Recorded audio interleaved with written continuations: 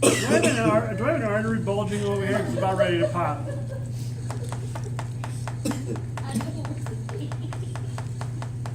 We're close. I thought that was funny. You're not laughing. Oh, I'm laughing inside. Okay.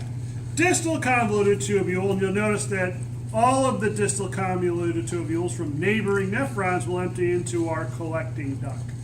And our collecting duct is now what is conveying the solutes to form urine as it travels down our medullary pyramids. Good. So we're going to put this on pause. We're going to come over here. Is this life size? No. I'm going to- Are you supplementing that coffee with water intake? Yes. Because now it's just going to get worse. It's like, you guys, my ADH levels are way up. They're spiking because all I'm drinking is coffee. It's diuretic. You didn't know that? And then you can start talking.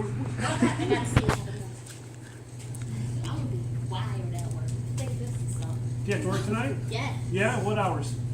3 to 11. So Where do I'm you going to work? take credit for that. I work at a nursing home. You know, we have I'm Which so nursing glad home? I'm not going there. Central Park. I'm gonna be zooming. I'm going to have to go in and visit her. Yes, can I help you? I'm here to see Candace. I'm a patient. The whole class is going to be with me. Okay. So, renal hilus, I have my renal artery and my renal vein. I'm only going to take you through the renal artery because the vein is identical. So if you know all of the names for the artery, you know all the names for the vein. Ready? Renal artery. You're going to notice that the renal artery, ready? Wait for it. Wait for it. Candace, are you waiting for it? Okay. The renal artery is going to segment. That's the key. Segment. So guess what artery it turns into? Candace, take a shot at it. Then I'll leave you alone. The renal artery. It's segmenting. Guess what artery it's called? I don't even go. You're thinking too much. The segment artery. Segmental artery. Okay. Yeah. Woo. Okay, moving on. Segment. Now everybody's happy. Could you go for an Oreo right now? Yeah. Okay, see, Marissa? The segmental artery, you're going to notice if I follow one of them up, is going to come to a fork. And up here, it comes to a fork, and over here, if this was correct, there'd be another fork right there. Right before the fork, before it branches. I'm not going to test you on this, but your lab manuals, your textbook make mention of it, so therefore I'm going to make sure you know so there's no confusion. Right before it forks, that is often referred to as the lobar artery. It'll make sense in a minute because basically what it's heading to, these kind of look like lobes, right? So they're calling it the lobar artery because when it forks, follow this, here's one branch, here's another branch. That is basically this guy there and that guy there. They're the same arteries. These look like lobes, right? And these arteries are between the lobes, right? What's the prefix for between? Say it again, Brandon. Enter. Inter. So if this is lobar, then these are between the lobes. Interlobar arteries. Charles, tell me that's beautiful. Beautiful. Did you get that on tape? Okay. Interlobar arteries. And you're going to notice that both interlobar arteries will come to a peak. Then all of a sudden they'll have like an artery that forms the roof of the lobe. So just like it's forming the roof, does that not look like it's arcing to you, Maggie? That's your arcuate artery. So both interlobars will form the arcuate, forming an outline for the medullary pyramid. Now we're going to go back here. You're going to see that I have these tiny little arteries coming off of the arcuates. Everybody see them? You ready, Charles? 1 to 2 names. Because 1 name is just boring, 2 is not. I like the one game. I will give you the tough one that Charles will love. Remember, lobar, interlobar, to an arcuate.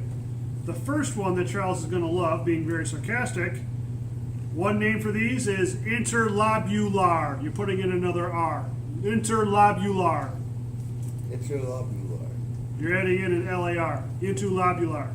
Or the one to me that makes more sense. This is the cortex, right? And these arteries are radiating in the cortex, right? These are the cortical radiate arteries. That's the one I like because it makes more anatomical sense. cortical radiant arteries. Everybody follow me so far? So therefore I can go back with the venous return, renal vein, segmental vein, lobar vein, intralobar vein. Everybody following me? They're all the same. So, put that aside. So the vein is the same as the artery. Same name wise. I want to come back to my blown up medullary pyramid. Because if you look, you see where the nephrons are? So if you follow what we just learned, that is your cortical radiant artery right there. That's attaching to all the nephrons. The cortical radiant artery is where these arterioles are branching off into. And where else do I want to go?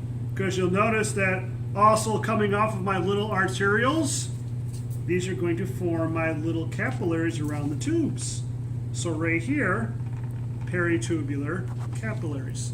So if I point to, well, if I put a little sticky right here or a little sticky over here, you should know that those are the peritubular capillaries because they're coming off the cortical radiant artery. This is where you are reclaiming all the nutrients that are lost back into circulation. Because that's why they're directly around all your little nephrons. Good.